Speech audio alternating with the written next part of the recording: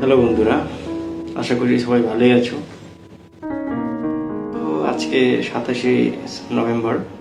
তো গত বছর এই দিনেই আমাদের 8 বছরের ভালোবাসা পূর্ণতা পেয়েছিল এবং আমি আমার প্রেমিকাকে বিয়ে করেছিলাম, 7 আগে বাধা পড়েছিলাম। তো আজকেই আমাদের এই বিবাহ বার্ষিকীতে আমি আমার বইয়ের একটা কবিতা পাঠ করব, স্বরচিত কবিতা। সেই কবিতার নাম হচ্ছে প্রিয়তমা। তো এটা আমি শোনাবো, ভালো লাগলে অবশ্যই কমেন্ট করে জানাবেন। তো প্রিয়তমা, শুনছো হে আমার প্রাণ প্রিয়া, তোমার বাদে কান্দে মোর হিয়া, মোর চিত্ত করে উরু উরু, নয়নে মোর অতিশ্রশ্রু।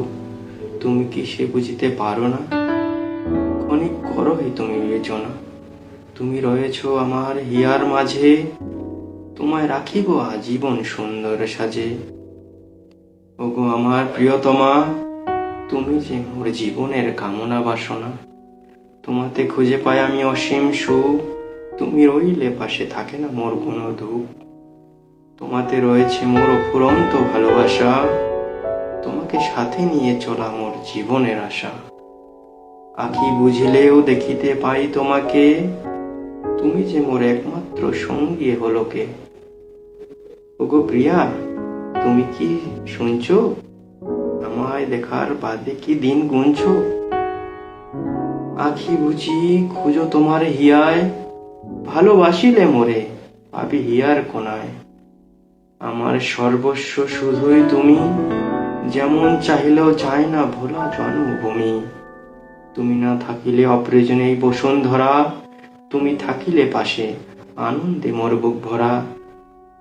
ওহে মোর প্রাণ প্রিয়া, প্রাণপণে চেয়ে দেখো না মোর হিয়া, চিত্তে মোর তুমি যেথায় যাবে, সেথায় তুমি তোমারই ছবি খুঁজে পাবে।